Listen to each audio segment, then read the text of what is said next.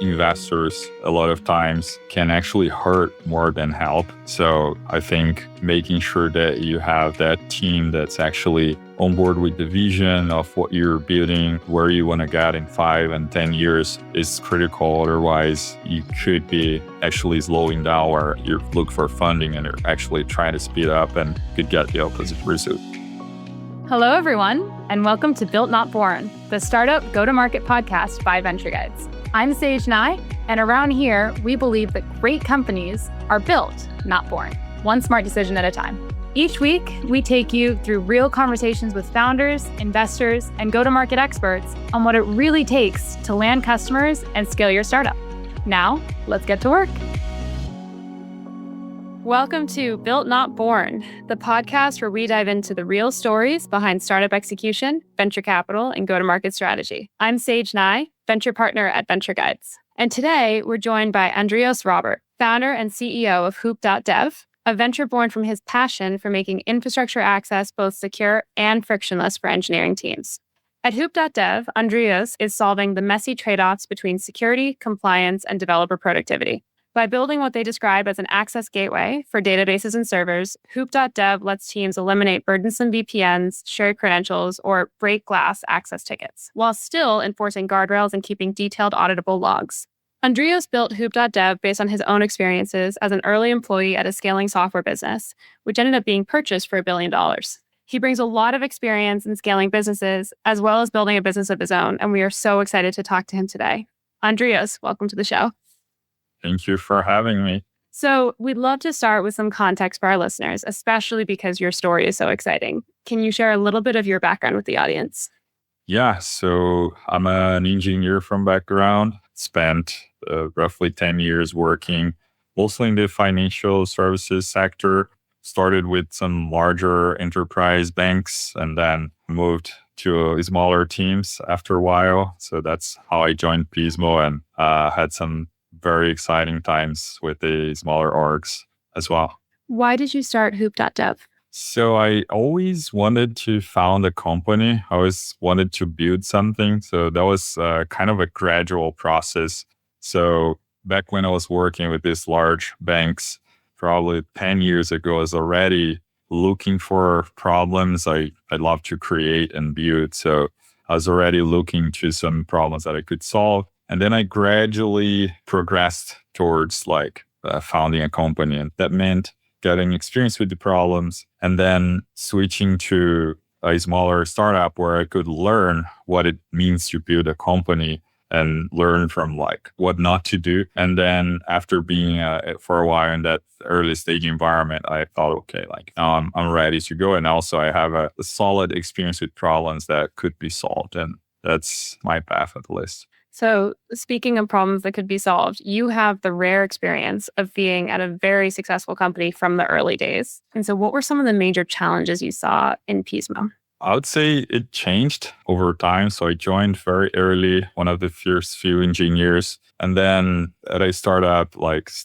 at seed stage, went through Series A, Series B, and the challenges would change every 6 months. And that's really what got me really excited. That's the place where I stayed the most time working at because of that constant change. I think scaling the teams is one of the biggest challenges because when you're a very small team, you move so fast and then you start growing and adding people and there's communication overhead and cultural fits that need to stay in place. And I think that was one of the biggest challenges for sure.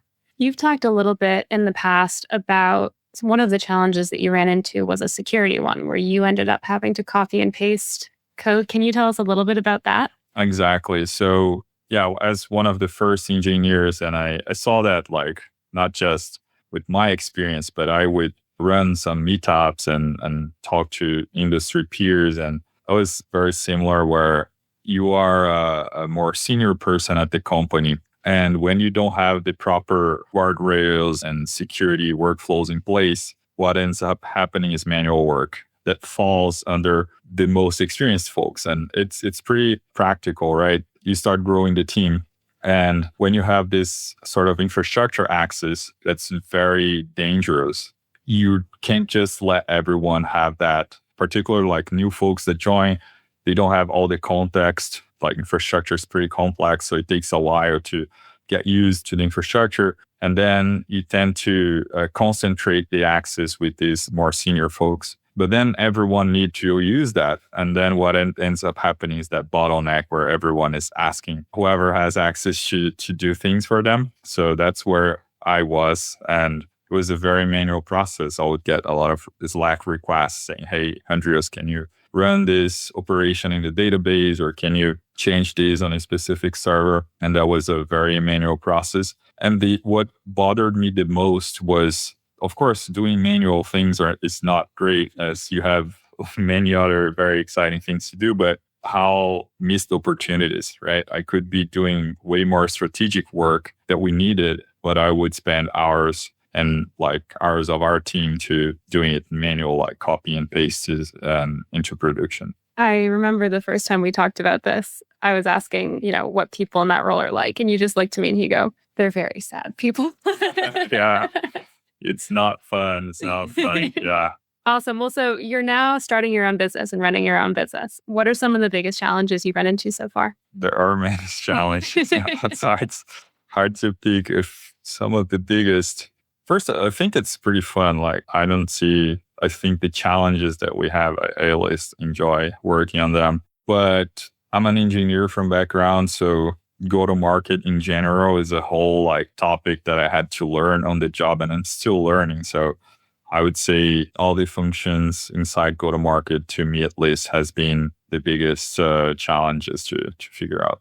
I want to spend some time on that because while it was challenging, you were also the only salesperson for a long time and successfully closed very impressive customers and logos. But now, as you have a team and you're trying to teach the team about everything that's already in your head, we'd love to be able to hear some of the experiences that you've been imparting on your team.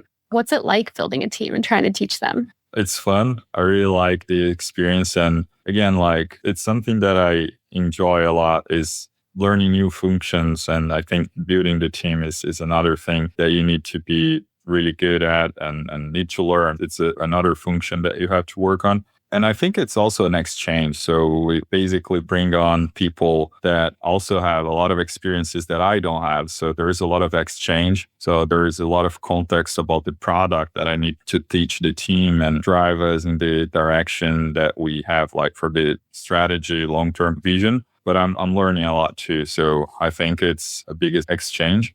One thing we talk about a lot at Venture Guides is a well-informed team is always better than an individual because you can help each other learn and you all bring different perspectives and stuff. So it sounds like you're experiencing that. Yeah, 100%. And this is something that we always look for when we are hiring and in our culture. Like when we're hiring, it's about like curiosity. You want to like understand the why of things. And then among the team is ask questions. If you don't understand something, it's not simple enough. So you shouldn't be in a meeting or somewhere where you don't understand. So always be asking and having that culture of collaboration is one of the things that we really push for. I'd love to hear about some of the earlier days and earlier experiences, particularly when we think about customers. What was it like to sign up your first big customer? And did that feel different than previous accounts? Yeah, I think the first customer was the biggest, like in terms of emotions. Can you tell us a little bit about it? Yeah. So that's actually an interesting story. So I left my job to work full time on the company.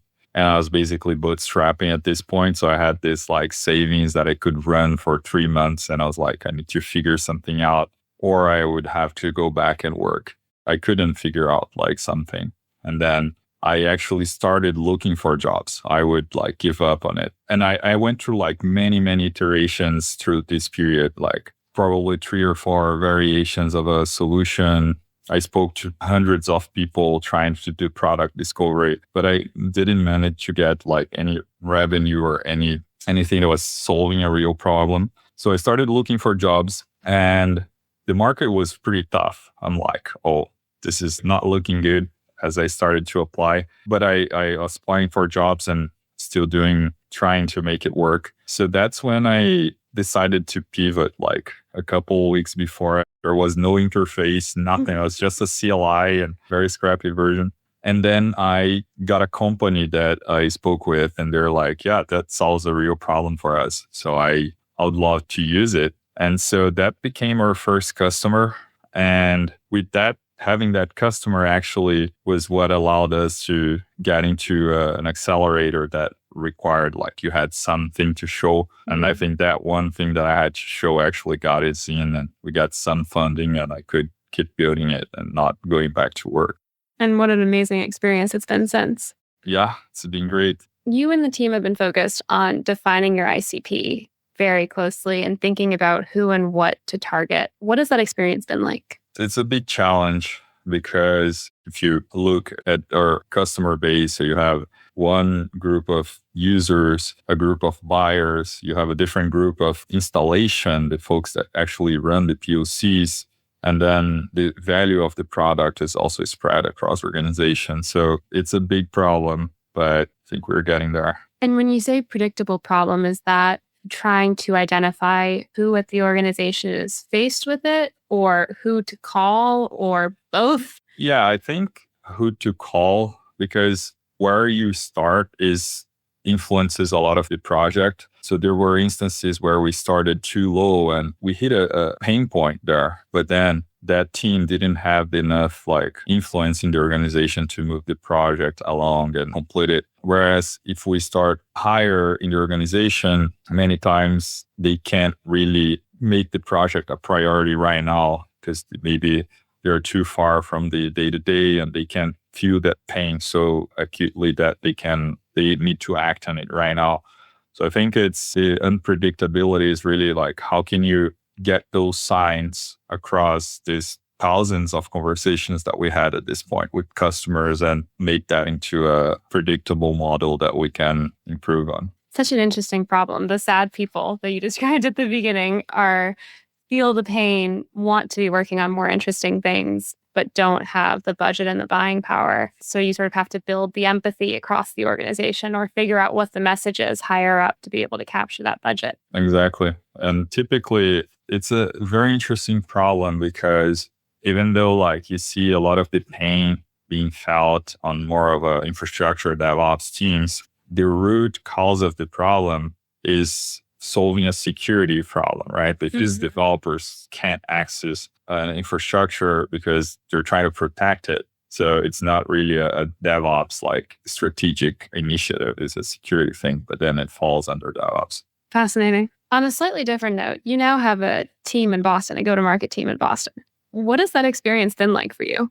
It's been great going back into the office. It's a very different energy. So right now the team is half in person with the Google market here and our product team being remote. And it feels great to be in an office with the team, like the energy, the momentum that you can get. The pace of information exchange is incredible. So it's been great. And it's definitely challenging to connect. So we have a lot of sessions with everyone in it. So there needs to be some logistics to work on, but I think we're doing great. That's awesome. Which raises another question of, I do think teams today are even more spread apart than they've been in the past. And trying to maintain that culture of engaging each other and collaborating with each other can be really hard. Do you have any strategies that you recommend? Yeah. I think it goes back before you have the team hiring folks that are, again, curious, but also willing to help others and really collaborate. And I think that's a big part of it because once you have the people with the right alignment, things tend to happen faster. And then it's about like incentivizing, setting up like shared sessions or team sessions. And I'm always like emphasizing that we should be always, again, if you're curious, you're going to ask a lot of questions. Like, that's what we want. And you're going to have people like, hey, I don't understand this. Why is this like this? And this is what starts typically conversations where a lot of context will be exchanged without too much planning. Well, it sounds like you've built a great team so far and hopefully a lot more to build. A slightly different perspective on team is also investors. And so we have two questions for you that we've heard from many other people who have asked before. And I'd love to get your perspective on. The first one is, when you think about raising money and term sheets. Is the best one always the highest price, or are there other qualities that you look for in the people that you're going to be partnering with? Yeah, there are totally other qualities. And I think that investors typically, and I hear a lot of stories, right? I have a lot of founder friends. So I think that investors a lot of times can actually hurt more than help. So yeah, I think making sure that you have that team that's actually on board with the vision of what you're building, where you want to get in 5 and 10 years is critical. Otherwise, you could be actually slowing down or look for funding and actually try to speed up and could get the opposite result.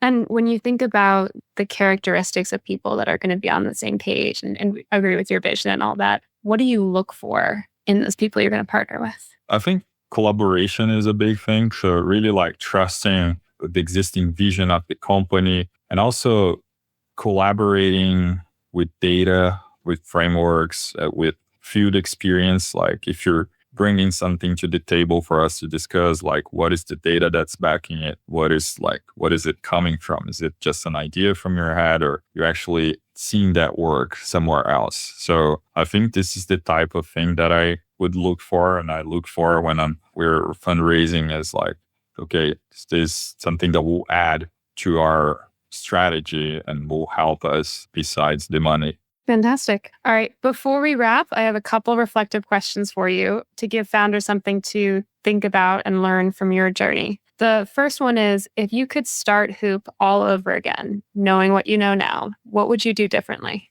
I would spend more time talking to customers in the beginning. I thought I knew that, but I definitely built, particularly in the early days. It's so easy as an engineer to keep building things and it feels great. But then like you won't have people to use it. So yeah, spending more time with customers. What's a leadership lesson that you wish more founders understood as they grow their business? I think that something that you hear everywhere is the idea of hiring someone to solve a problem and then you forget about this problem. In a startup, that's never going to happen. You need to actually go in and lead the change, drive the change. And then, of course, you need team to scale things. And I knew this from the beginning, but I still somewhat made that mistake a couple times. I think way less than what I see because I really try to avoid repeating mistakes or things that aren't pretty well established. But you need to drive, you need to lead the biggest problems in particular. Like there's nobody that you can hire that will just fix that, or investors that you can bring to the table that will fix problems, or money won't solve. Like you need to figure out and then have the teams back up to scale it on the side. And you also probably want to build a culture of that and lead by example. You want people that are going to run to the fire or run to the problem and try to help. Exactly. I think that's a great point. So if you're there, like in the field doing it, then like team will definitely see, okay, we need to be doing that like this. So leading by example is a big thing. Fantastic. Andrios, where can people learn more about you and Hoop? Just head over to Hoop.dev. And there will be all the information, documentation. We have a free open source version. Feel free to try that. Let us know if you run into any problems. And if you need enterprise, reach out to our sales team. Thank you, Andrios. This has been fantastic. And I hope that people have both learned a lot from your story, as well as thought about how they can use Hoop.dev for their business to help make the people that have to do the copy and pasting hopefully a little bit less sad. Yeah. Thank you, Sage, for having me. And thank you, listeners, for joining us on Built Not Born, the podcast where we break down the real stories of startup execution. If you enjoyed this conversation with Andrios, please be sure to subscribe and leave a review. And if you're a founder looking for guidance on scaling your startup, check out ventureguides.com. Thank you very much. Now let's get to work. Built Not Born, the startup go-to-market podcast, is brought to you by Venture Guides. To find out more about Venture Guides and how our Venture Capital Plus guiding model helps early-stage startups build scalable go-to-market strategies and grow faster, visit ventureguides.com. And then make sure to search for Built Not Born in Apple Podcasts, Spotify, YouTube Podcasts, or anywhere else that you listen. Hit subscribe so you don't miss any future episodes, and we look forward to building with you. On behalf of the team here at Venture Guides, thanks for listening. Until next time, keep building.